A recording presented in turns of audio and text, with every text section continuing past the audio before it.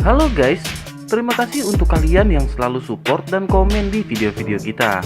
Jangan lupa juga share video ini ke kawan-kawan yang suka dengan cerita Battle Through the Heavens versi novel. Barangkali di antara kalian ada yang mau traktir kopi atau nyawer mimin gitu. Kalian bisa lihat di link yang udah kita siapin di deskripsi. Kuilah.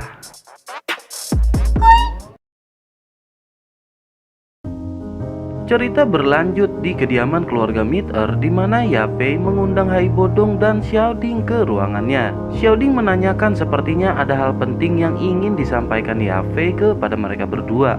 Yapei mengangguk kemudian berkata bahwa ia mengetahui informasi mengenai pergerakan dari Misty Cloud.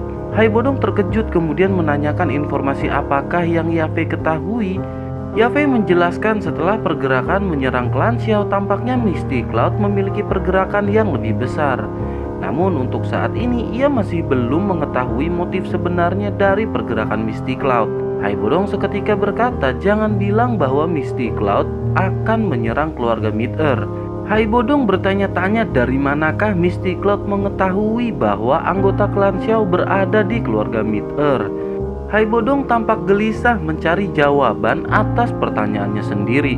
Yapei juga menebak bahwa incaran Misty Cloud adalah keluarga Mid-er. Selain itu, keluarga kekaisaran juga sepertinya telah memantau pergerakan dari Misty Cloud. Namun, kekuatan Misty Cloud yang begitu besar juga tampaknya mempengaruhi keluarga kekaisaran. Dengan begitu, mereka tidak dapat bertindak terlalu jauh untuk memprovokasi Misty Cloud. Menanggapi hal itu, Xiaoding berkata bahwa klan primer adalah 3 klan terbesar yang ada di Jiama. Jika berusaha menyerang klan primer, maka faksi lain pasti tidak akan diam saja melihat klan primer dihancurkan. Terlebih jika klan primer hancur, maka itu akan menghancurkan kestabilan di kekaisaran Jiama. Namun seperti yang Yapei katakan, dengan kekuatan besar dari Misty Cloud, hal itu bukanlah sesuatu yang tidak mungkin. Perkataan Xiaoding jelas menggambarkan situasi terburuk yang dihadapi oleh mereka.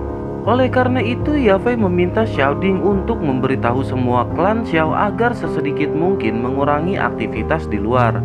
Xiaoding mengangguk kemudian meminta maaf kepada Yapei dan Hai Bodong atas permasalahan yang ditimbulkan oleh klan Xiao. Selain itu, ia juga berterima kasih kepada mereka telah mau membahayakan diri demi membantu klan kecil seperti klan Xiao. Mendengar hal itu, Hai Bodong berkata bahwa itu sudah menjadi tugasnya mengingat Xiaoyan yang memiliki jasa di kehidupan Hai Bodong. Berbicara mengenai Xiaoyan, Hai Bodong bertanya kepada Xiaoding apakah ia yakin bahwa Xiaoyan akan mampu menghabisi Misty Cloud. Xiaoding tersenyum dan berkata sejak awal hingga saat ini ia memiliki keyakinan bahwa Xiaoyan akan mampu mewujudkan harapan semua anggota klan Xiao. Hai Bodong juga tersenyum karena merasakan hal yang sama dengan yang Xiaoding rasakan.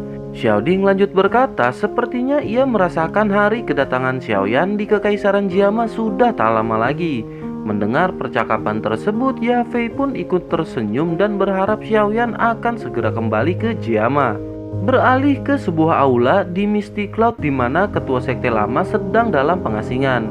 3 tahun setelah pertempuran Yunsan dengan Xiaoyan, ia pun segera diganti dan ditempatkan di aula terlarang.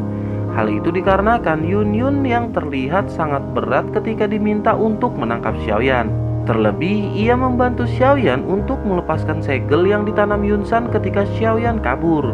Tak lama sosok tua berjalan menuju aula terlarang untuk menemui Yunyun. Yunsan yang telah kembali menjadi tetua pertama dari sekte Misty Cloud datang ke aula terlarang. Melihat hal itu, Yunyun agak sedikit sinis segera bertanya mengapa Yunsan dapat dengan bebas datang ke aula terlarang. Yunsan menghela nafas kemudian berkata bahwa Yunyun masih saja memiliki temperamen tinggi setelah 3 tahun berlalu. Ia lanjut berkata apakah Yunyun telah melupakan semua yang telah diajarkan Yunsan kepadanya. Yunyun membalas bahwa ia akan selalu ingat semua yang diajarkan oleh Yunsan. Namun ia hanya kecewa mengapa Yunsan harus menghabisi klan kecil seperti klan Xiao yang akan terus menimbulkan dendam.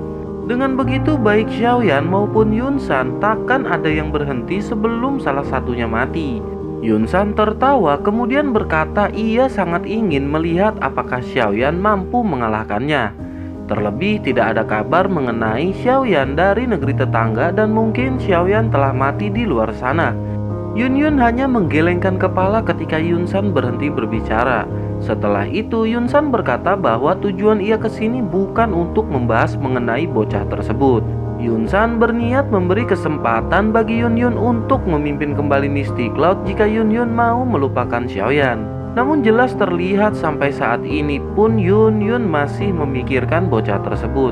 Yun San lanjut berkata bahwa ia akan segera menghabisi semua anggota klan Xiao. Ia juga telah mengetahui bahwa keluarga Mid-Er telah diam-diam melindungi klan Xiao. Tak terduga bahwa Hai Bodong masih berani menghambat apa yang sedang Yun San rencanakan. Ia lanjut berkata bahwa sangat mudah baginya untuk mengalahkan Hai Bodong sekaligus menghapus klan Xiao di benua. Mendengar hal itu, Yun Yun terkejut karena Yun San berencana untuk menyerang keluarga Mid-Er. Ia berkata jika menyerang keluarga Mid-Er yang merupakan 3 klan besar di Jiama, maka akan mengundang faksi lain untuk bertindak. Yun San membalas bahwa mereka hanyalah sekumpulan badut kecil. Jika mereka ingin ikut campur, maka Misty Cloud akan menghancurkan mereka semua yang telah lama berada dalam kedamaian. Yun Yun keheranan melihat guru yang selama ini ia hormati telah sangat berubah dari yang sebelumnya. Ia lanjut berkata jika Yun San tidak bertobat maka cepat atau lambat Misty Cloud akan hancur di tangannya. Yun San emosi melihat Yun Yun yang semakin berani menentang keputusannya. Melihat hal itu, Yun San segera berbalik dan pergi sambil berkata bahwa ia akan membawa Misty Cloud menuju ke puncak dan melebihi prestasi dari yang sebelumnya. Kemudian Yun San lanjut berkata sebaiknya Yun Yun segera melupakan Xiaoyan karena sebentar lagi Xiaoyan berikut klannya akan segera musnah. Yun Yun hanya bisa terdiam menahan rasa sakit dan kesedihan emosional di dalam hatinya. Beralih ke Xiaoyan yang sudah sebulan dalam perjalanan dan telah sangat jauh dari Black Corner Region. Selama waktu tersebut, Xiaoyan memanfaatkan waktunya untuk berlatih hingga akhirnya ia membuka mata. Xiaoyan menanyakan kepada Xiaoli di manakah mereka sekarang berada dan berapa lama lagi waktu yang harus ditempuh. Xiaoli segera melihat peta dan berkata bahwa mereka berada di langit kota Wanyan dan perkiraan waktu yang dibutuhkan sekitar 1 bulan lagi. Xiaoyan lanjut melirik ke binatang terbang lain kemudian bertanya apakah ada permasalahan yang timbul. Mengingat banyak kota besar yang mereka lewati, mungkin saja ada elit Dohuang yang memantau pergerakan di atas langit kota mereka. Xiaoyan meminta untuk menghindari permasalahan sekecil apapun karena mereka hanya ingin melintas. Jika terhambat oleh mereka, maka perjalanan ke Jiama pasti akan tertunda sangat lama. Xiaoli mengangguk kemudian berkata ia sudah meminta Lin Gu untuk melakukan seperti yang Xiaoyan inginkan. Setelah itu Xiaoyan menyadari Ziyan yang tak ada di sana lalu bertanya apakah Ziyan pergi keluar. Lin Yan tertawa kemudian berkata Ziyan adalah tipe orang yang sangat tidak bisa diam dan telah pergi untuk beberapa kali. Namun Xiaoyan tak perlu khawatir karena teman cantiknya telah menemani Ziyan. Seketika Xiaoyan merasa lega dan berkata baiklah jika Cailing berada di sekitar Ziyan maka ia tak akan khawatir. Pucuk dicinta ulam pun tiba. Ziyan dan Medusa akhirnya tiba, membawa benda yang memiliki aroma. Xiaoyan langsung menyadari bahwa ini adalah aroma dari tanaman obat. Akhirnya tanpa basa-basi Ziyan memperlihatkan beberapa kotak berisi obat kepada Xiaoyan.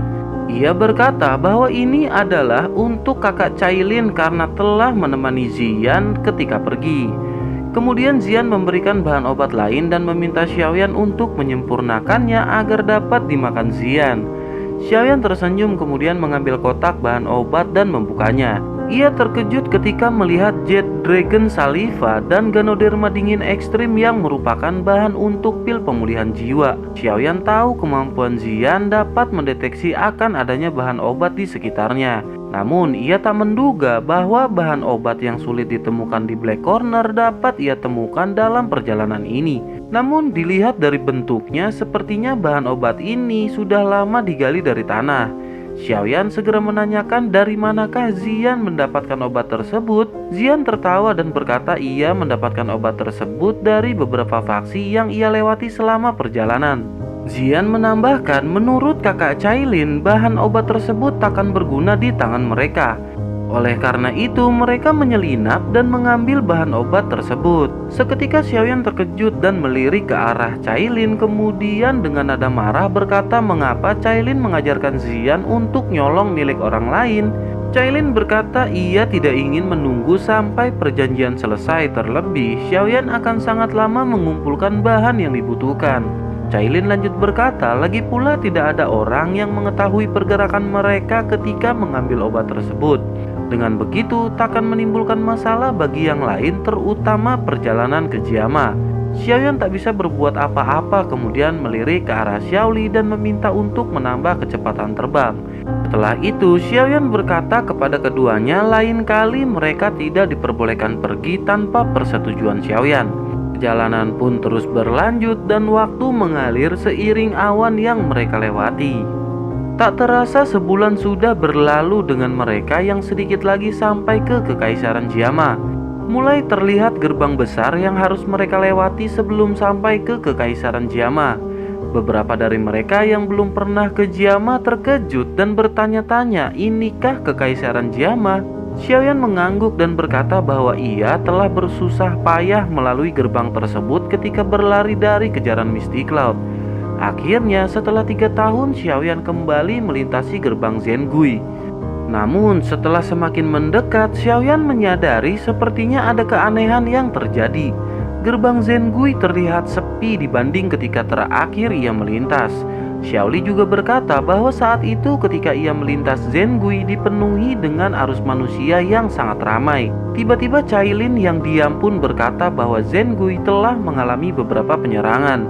Mendengar hal itu, Xiaoyan segera memejamkan mata dan mencari tahu apa yang terjadi menggunakan kekuatan spiritualnya. Tak lama, Xiaoyan pun membuka mata dan tersenyum kemudian berkata sungguh tak terduga ia akan bertemu dengan teman lama dari Kekaisaran. Xiaoli dan yang lain terkejut, kemudian Xiaoyan memerintahkan mereka untuk mulai turun dan mendekat. Sementara itu, di dalam gerbang Zengui, Muti sedang berhadapan dengan Meng Li yang ternyata telah merebut kekuasaan dari komandannya. Muti berkata rupanya Meng Li telah berhasil melakukan penyerangan saat itu. Meng Li tersenyum dan berkata jelas saja karena hal itu telah ia rencanakan sangat matang, terlebih dengan bantuan dari pihak lain. Muti terkejut dan bertanya-tanya siapakah pihak yang dimaksud Meng Li. Ia lanjut berkata jangan bilang bahwa Misty Cloud lah yang membantu Meng Li saat itu. Ia lanjut berkata jika pihak Kekaisaran tahu maka mereka akan mengumpulkan kekuatan untuk menyerang Misty Cloud. Meng Li tertawa keras kemudian menjelaskan bahwa pihak Kekaisaran tidak ada apa-apanya jika dibanding dengan Misty Cloud saat ini. Dengan begitu, mereka akan tunduk di bawah kekuasaan Misty Cloud. Sebaiknya Muti segera menyerahkan kepemimpinan pasukan kepada Meng Li agar tidak terjadi hal yang buruk. Mendengar hal itu, Muti pun marah kemudian berkata dengan kekuatan Meng Li yang hanya seorang doling, apakah mampu mengalahkan Muti? Meng Li membalas dengan kekuatan Muti yang baru saja naik ke tingkat doang, takkan sulit untuk melawannya. Kemudian Meng Li meminta Yun Fan untuk keluar dan menghabisi Muti. 10 orang lebih keluar dengan pakaian serba putih berdiri tepat di depan Muti. Ekspresi Muti pun seketika jelek menyadari adanya Yun Fan yang merupakan ahli di tingkat bintang 3 doang. Muti menyadari ia takkan menang melawan Yun Fan, namun dengan tanggung jawabnya ia pun takkan mungkin untuk mundur. Akhirnya ia pun bersiap bersamaan dengan Yun Fan yang mengeluarkan doki hijau dengan pedang khas Misty Cloud. Tak lama angin kencang berhembus bersamaan dengan tawa di atas langit. Seorang pria berjubah hitam berkata sudah 3 tahun dari kepergiannya tak terduga Misty Cloud menjadi sangat sombong. Sepertinya anjing tua Yun San memiliki banyak ambisi.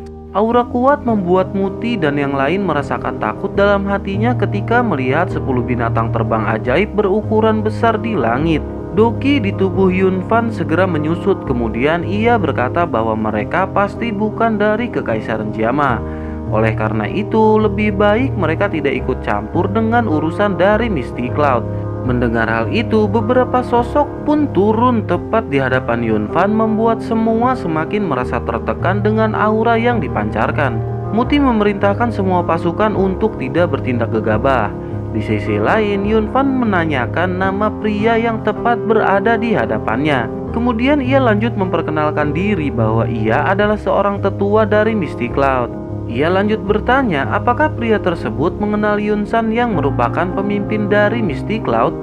Pria berjubah tertawa kemudian berkata tentu saja ia mengenal Yunsan, bahkan ia memiliki beberapa hubungan yang dalam dengannya. Mendengar hal itu, perasaan Yunfan sedikit lega karena si pria pasti tahu Yunsan berada di tingkat dozong yang kuat. Setelah itu, Xiaoyan sedikit melangkah maju kemudian menoleh ke arah Muti. Seketika itu pula Muti merasa semakin takut dan keringat dingin pun mulai keluar.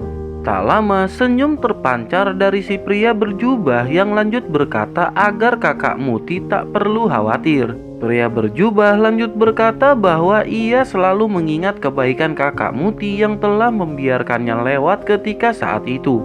Seketika itu pula Muti terkejut dan lebih memperhatikan wajah yang ada di sampingnya hingga tatapannya berhenti pada pedang besar yang ada di punggung si pria. Seketika ia menanyakan apakah pria tersebut adalah Xiaoyan. Banyak tatapan heran yang mengarah ke si pria berjubah ketika mendengar teriakan dari Muti. Nama Xiaoyan yang telah dilupakan setelah 3 tahun kepergiannya kembali terdengar. Di sisi lain, Yunfan melotot matanya copot tak menyangka Xiaoyan berada tepat di hadapannya. Dia bertanya-tanya bagaimana Xiaoyan masih hidup setelah lama keberadaannya tidak diketahui. Terlebih, Yunfan baru menyadari alasan Yunsan memerintahkan untuk mengejar Xiaoyan saat itu. Rupanya bakat peningkatan kekuatan Xiaoyan ini yang membuat Yunsan sangat khawatir. Hanya dalam 3 tahun kekuatannya telah melebihi Yunfan dan tidak diragukan lagi Xiaoyan telah berada di tingkat doang. Yunfan berkata bagaimana Xiaoyan masih belum mati. Xiaoyan menjawab jika Yunsan belum mati maka Xiaoyan juga takkan mati. Mendengar hinaan tersebut, Yunfan segera memerintahkan 10 anak buahnya untuk segera menyerang. Namun baru saja mereka mengeluarkan doki, tiba-tiba pedang menembus dada mereka. Muti terkejut dengan kemampuan anggota yang dibawa Xiaoyan. Terlebih masih ada ahli yang belum melakukan pergerakan. Melihat hal itu, Mengli segera memerintahkan pasukan yang ia bawa di luar untuk segera masuk dan menyerang. Saat yang bersamaan, Xiaoyan melambaikan tangan ke arah binatang terbang di langit dan pasukan pun menuju keluar. Tak lama banyak teriakan terdengar di balik tembok yang membuat Mengli seketika pucat. Ia membawa ribuan pasukan, namun sepertinya saat ini mereka sudah mati. Tercium bau darah samar yang terhembus angin dan melintas di hidung Mengli. Xiaoyan jelas ingat orang yang telah menahannya di saat itu dan berniat untuk membunuh semuanya. Xiaoyan mulai melangkah ke arah mereka berdua dan berkata bahwa ia akan membalas semua perlakuan Yunsan 100 kali lipat dan akan dimulai dari mereka berdua. Mendengar hal itu, Muti teringat perkataan Xiaoyan bahwa ia akan kembali 2 atau paling lama 5 tahun lagi. Ia terkejut bahwa Xiaoyan benar-benar telah melakukan apa yang ia katakan pada saat itu. Di sisi lain, Yunfan berkata pada Mengli bahwa ia akan menahan Xiaoyan sementara Mengli pergi dan menyampaikan informasi mengenai kedatangan Xiaoyan. Tak lama setelah itu, Yunfan segera menyerang Xiaoyan dengan secepat kilat dan Mengli bergegas pergi. Melihat hal itu, Muti segera memperingatkan Xiaoyan yang masih terlihat diam. Namun saat serangan mendekat, api hijau keluar bersamaan dengan kilat yang merubah tempat asal Xiaoyan menjadi bayangan. Tiba-tiba Xiaoyan sudah berada di langit dengan tangan yang mengarah ke Mengli, kemudian daya hisap pun keluar menahan Mengli. Melihat hal itu, Yunfan segera memanfaatkan situasi untuk melarikan diri dan terbang dengan sepasang sayap di punggungnya. Di sisi lain, Xiaoyan menghempaskan Mengli hingga menghantam tembok dan tergeletak tak berdaya. Kilatan cahaya segera muncul bersamaan dengan guntur yang terdengar ketika Xiaoyan tiba-tiba menghilang.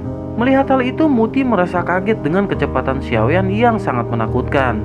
Selang lama, sosok tubuh melesat dan menghantam tanah menimbulkan debu yang memenuhi area sekitar. Sosok Yunfan tergeletak tak berdaya membuat semua orang terkejut disusul dengan Xiaoyan yang berhenti di langit. Jejak darah terlihat di sudut mulut Yunfan, kemudian ia berkata jika Xiaoyan membunuhnya maka Yunsan tak akan melepaskan Xiaoyan. Xiaoyan yang sudah merasa malas segera menjentikan jari dan api hijau segera keluar.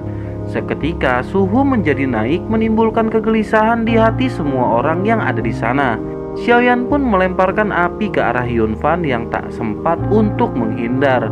Akhirnya seketika tubuh Yunfan terbakar dan tak lama menjadi abu lalu menghilang di hembus angin. Xiaoyan pun turun kemudian menghadap Muti yang masih dipenuhi dengan keterkejutan. Xiaoyan menanyakan bagaimanakah kabar Muti setelah 3 tahun mereka tidak bertemu. Ketegangan di wajah Muti perlahan menghilang setelah melihat senyum hangat di wajah Xiaoyan. Ia masih tak percaya dan bertanya-tanya apakah ini benar-benar Xiaoyan. Xiaoyan tersenyum kemudian berkata apakah di Kekaisaran Jiama ada orang yang berani menggunakan nama Xiaoyan selain daripada dirinya. Mendengar hal itu, Muti tersadar bahwa 3 tahun terakhir nama Xiaoyan memang telah menjadi sesuatu yang tabu untuk disebut. Mereka pun sedikit berbincang-bincang hingga akhirnya Xiaoyan menanyakan mengenai kondisi Jiama saat ini. Mengingat 3 tahun adalah waktu yang lama dan pasti ada perubahan yang terjadi di Jiama. Muti menghela nafas kemudian berkata Jiama telah mengalami masa yang sangat penting. Hal itu disebabkan oleh Misty Cloud yang saat ini telah berubah dari yang sebelumnya. Muti lanjut berkata bahwa akan memerlukan waktu yang lama untuk menceritakan permasalahan tersebut. Jika Xiaoyan tidak terburu-buru, maka mereka dapat masuk untuk bercerita. Xiaoyan merenung dan berpikir bahwa ia harus mengetahui kondisi Jiama saat ini agar tidak menemukan masalah yang tidak diperlukan. Oleh karena itu, Xiaoyan pun memutuskan untuk mampir dan mendengar cerita dari Muti. Di sebuah aula, Muti berbincang-bincang dengan Xiaoyan dan para anggotanya. Tak lama pembicaraan pun masuk ke inti permasalahan yang ditanyakan oleh Xiaoyan. Muti menarik nafas dalam kemudian berkata bahwa kurang dari setengah bulan setelah kepergian Xiaoyan, Misty Cloud mulai berubah. Mereka merekrut banyak murid dari Kekaisaran serta menempatkan beberapa ahli di dalam Kekaisaran. Hal itu juga telah diketahui keluarga Kekaisaran dan 3 faksi besar di Jiama. Xiaoyan lanjut bertanya, saat ini siapakah yang memegang kendali sebagai pemimpin atas Misty Cloud? Muti berkata tentu saja Yunsan yang mengkoordinasi semua pergerakan yang dilakukan Misty Cloud. Xiaoyan tak bisa menahan diri ketika mengingat nama Yun Yun kemudian bertanya bagaimana dengan Yun Yun. Semenjak pertempuran dengan Xiaoyan, Yun Yun dicopot dan diganti oleh Yunsan dan tak lagi memegang kendali atas apapun di Misty Cloud. Mendengar hal itu, tanpa sadar dalam hatinya, Xiaoyan menjadi sedikit lega. Muti lanjut menjelaskan bahwa Yunsan benar-benar telah merubah image Misty Cloud dengan pergerakan yang besar. Muti melirik Xiaoyan dan dengan hati-hati berkata salah satu serangan besar yang dilakukannya adalah mulai menghapus klan Xiao. Si Xiaoyan jelas menahan amarah yang seolah akan segera meletus setelah mendengar ini. Xiaoli segera memegang Xiaoyan dan bertanya apakah Xiaoyan baik-baik saja. Xiaoyan mengangguk kemudian mulai menekan emosi dalam hatinya lalu berkata apakah Muti mengetahui mengenai keberadaan klan Xiao. Muti menggelengkan kepala kemudian berkata bahwa jejak klan Xiao menghilang setelah serangan besar tersebut. Namun jika Xiaoyan ingin bertanya maka ia dapat pergi ke klan primer yang dipimpin oleh Yafei. Xiaoyan merenung dan mulai teringat wajah indah Yafei yang membantunya melarikan diri dari kejaran Misty Cloud pada saat itu. Xiaoyan berkata bahwa tak terduga keahlian Yafei telah mampu membawa klan primer semakin tinggi. Muti mengangguk dan berkata Yafei juga memiliki keberanian seperti ketika mengintervensi pergerakan Misty Cloud di bawah komando dari Hai Bodong. Muti lanjut menjelaskan tampaknya hal itu juga telah menjadi permasalahan yang membuat Misty Cloud akan menyerang klan primer. Selain itu, beredar kabar bahwa Misty Cloud memang merencanakan untuk menghancurkan 3 klan besar yang menguasai Jiama ketika saatnya tiba. Secara kebetulan sepertinya Yunsan akan menyerang klan primer terlebih dahulu mengingat Hai Bodong dan klan primer yang membantu Xiaoyan ketika dalam pengejaran Misty Cloud. Mendengar hal itu, Xiaoyan pun memutuskan untuk segera pergi ke klan primer. Mengingat jarak klan primer dengan Misty Cloud yang tidak jauh, maka perang dapat terjadi dengan sangat cepat. Xiaoyan pun berterima kasih atas semua informasi yang diberikan oleh Muti. Xiaoyan lanjut berkata setelah semuanya selesai maka Xiaoyan akan datang kembali untuk minum intisari bersama. Mendengar hal itu, Muti pun tersenyum, kemudian Xiaoyan dan yang lain segera naik ke punggung binatang ajaib, kemudian mereka pun pergi. Beralih ke sebuah aula di kedalaman Misty Cloud di mana Yunsan sedang mengadakan pertemuan dengan para tetua. Ia bertanya mengenai apakah sudah ada kabar yang dikirim dari Yunfan. Salah seorang berkata bahwa hingga saat ini Yunfan masih belum memberikan kabar. Sepertinya ia masih menunggu adanya kesempatan untuk melakukan tindakan yang diperintahkan. Yunsan berkata bahwa itu adalah gerbang Zengui dan seharusnya tidak memakan banyak waktu untuk melakukan penyerangan. Ia lanjut memerintahkan untuk mengirim pesan agar Yunfan menyelesaikan semuanya dalam waktu 5 hari. Setelah itu, ia menanyakan bagaimana tugas lain yang ia perintahkan. Salah seorang yang lain berdiri dan menjelaskan bahwa mereka telah merekrut banyak orang untuk menyerang klan primer. Namun ada kendala mengingat Hai Bodong yang seorang tingkat Do Huang mungkin akan menjadi penghalang bagi mereka. Mendengar hal itu, Yunsan memanggil Yundu dan Yunsha untuk meminta mereka melakukan penyerangan ke klan primer. Keduanya mengangguk, kemudian salah seorang yang lain berkata dengan adanya kedua ahli di tingkat Do Huang, Hai Bodong tentu takkan menjadi masalah bagi mereka. Merasa semua telah disampaikan, akhirnya Yunsan memerintahkan mereka untuk segera pergi. Setelah ruangan hening, muncul asap hitam kemudian berkata agar sebaiknya Yunsan segera menangkap semua anggota klan Xiao. Mendengar hal itu, Yunsan pun bertanya apakah yang mereka inginkan dari klan kecil seperti klan Xiao. Pria dalam asap menjawab sebaiknya Yunsan tidak perlu tahu mengenai apa yang takkan berguna baginya. Hal yang terbaik adalah melakukan tugas dengan baik dan tidak melepaskan seorang pun dari klan Xiao. Yunsan gemetar ketika mendengar perkataan yang sedikit mengandung ancaman dari pria tersebut. Si pria lanjut berkata bahwa ia telah membantu Yunsan naik ke tingkat Dozong. Namun ia juga bisa membuat Yunsan kembali ke tempat semula atau bahkan lebih buruk. Seketika Yunsan pun menjadi pucat mendengar perkataan si pria. Kemudian ia bertanya jika hal yang ia cari tidak ada dari semua anggota klan Xiao, apa yang harus mereka lakukan? Si pria menjawab bahwa jika itu permasalahannya maka mereka harus mencari Xiaoyan. Yunsan semakin terkejut mendengar nama yang telah lama menghilang dari Kekaisaran Jiama. Si pria lanjut berkata bahwa ia mendapat informasi Xiaoyan berada di Black Corner Region yang jaraknya beribu-ribu kilometer dari Jiama. Selain itu, dengan kekuatannya saat ini, ia bahkan telah membunuh seorang elit Do Huang. Yunsan tanpa sadar berdiri ketika ia mengetahui kenyataan bahwa Xiaoyan benar-benar masih hidup dan telah membunuh seorang Do Huang. Ia pun memperjelas apakah benar Xiaoyan telah membunuh seorang Do Huang. Si pria tertawa dan hanya berkata bahwa itu adalah kesalahan Yunsan yang melepasnya ketika di masa lalu. Saat ini si pria khawatir jika Yunsan takkan sanggup untuk mengalahkan si bocah nakal dari klan Xiao. Yunsan masih tak percaya mengenai hal tersebut dan teringat kematian Yunleng di tangan Xiaoyan. Mampu membunuh Yunleng yang di tingkat doang adalah hal yang wajar di mata Yunsan. Namun seorang Do Huang adalah perbedaan yang sangat jauh dengan ahli di tingkat doang.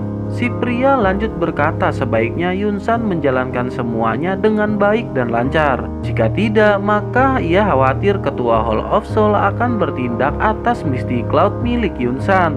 Keringat dingin seketika keluar dari tubuh Yunsan bersamaan dengan hilangnya asap hitam. Beralih ke klan primer di mana mereka sedang berkumpul membahas kabar Misty Cloud yang akan menyerang mereka. Suasana seketika tegang hingga primer Tengsan bertanya kepada Yafei apakah kabar tersebut memang benar. Yafei mengangguk kemudian berkata setidaknya Misty Cloud akan datang menyerang dalam waktu 2 hari. Terjadi perdebatan yang menyalahkan klan Xiao dari beberapa orang yang hadir di sana. Primer Tengsan pun menunduk dan termenung mendengar hal tersebut. Di sisi lain, Xiaoding yang juga hadir berkata bahwa semua ini takkan terjadi jika klan primer tidak menyelamatkan klan Xiao. Xiaoding menatap ke semua arah dan berkata primer Tengsan dapat menyerahkan sebagian orang dari klan Xiao. Sementara yang lainnya harus tetap hidup karena bagaimanapun klan Xiao harus tetap ada. Mendengar hal itu, Primer Tengsan pun terkejut dan berkata bahwa ia akan memperjuangkan klan Xia walaupun harus mengorbankan nyawanya. Hai Bodong pun buka suara dan berkata tujuan Yunsan sesungguhnya adalah memang untuk menguasai Jiama. Namun secara kebetulan mereka menyerang klan primer yang berjarak lebih dekat. Untuk saat ini tak ada jalan lain selain melawan mereka dengan kemampuan yang klan primer miliki. Di tengah-tengah pembahasan tiba-tiba terdengar ledakan di langit ibu kota yang membuat mereka terkejut. Tampaknya serangan Misty Cloud mulai lebih cepat dari perkiraan mereka. Menanggapi hal itu, Primer Tengsan memerintahkan Yafei dan Xiaoding serta yang lainnya untuk segera meninggalkan aula. Anggo kemudian meminta prajurit untuk membunuh semua yang memaksa masuk, lalu ia pun bergegas pergi.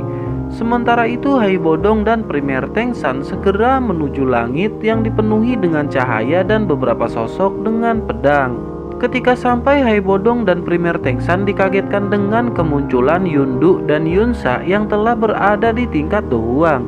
Hai Bodong samar-samar merasakan aura mereka yang aneh dan sepertinya Yunsan menggunakan teknik tertentu agar kemampuan mereka meningkat dengan cepat. Primer Tengsan yang juga menyadari kekuatan mereka seharusnya berada di tingkat bintang 4 doang pun keheranan.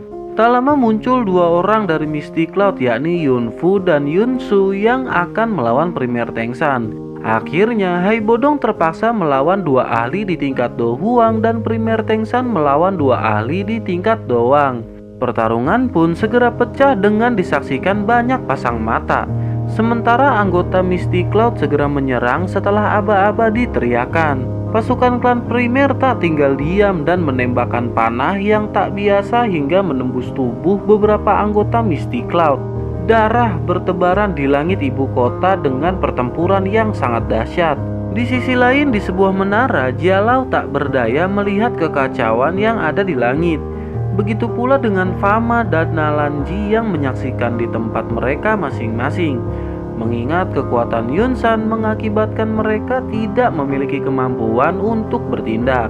Sementara itu dalam pertarungan, Primer Tengsan berhasil dipukul mundur dan terhempas ke tanah, menyisakan Hai Bodong yang melawan dua ahli di tingkat Dohuang. Setelah mengalahkan Primer Tengsan, Yunfu dan Yunsu segera bergabung untuk melawan Hai Bodong. Saat ini Hai Bodong jelas kepayahan melawan dua ahli Dohuang dan dua ahli di tingkat Doang secara bersamaan. Satu persatu serangan diterima Hai Bodong hingga akhirnya di serangan terakhir mereka menggabungkan kekuatan untuk menghabisi Hai Bodong. Di sisi lain di menara, Jialau menutup mata melihat teman seperjuangannya harus berakhir di tangan Misty Cloud tanpa ia mampu untuk membantu. Serangan pun semakin liar dengan Hai Bodong yang benar-benar sudah pasrah dengan keadaan. Setelah terbentuk, mereka pun melepaskan serangan dahsyat ke arah Hai Bodong yang tak berdaya. Ledakan terjadi bersamaan dengan suara guntur yang membuat semua orang terkejut. Aura besar terpancar di langit membuat serangan dahsyat menghilang seketika. Keempat ahli dari Misty Cloud juga terkejut dan kebingungan dengan apa yang terjadi. Di sisi lain, Jialau segera membuka mata merasakan aura kuat yang membuatnya merinding. Ia samar-samar dapat merasakan aura yang sangat akrab setelah guntur terjadi di langit. Jialau terpikir apakah mungkin dia telah kembali ke Kekaisaran Jiama.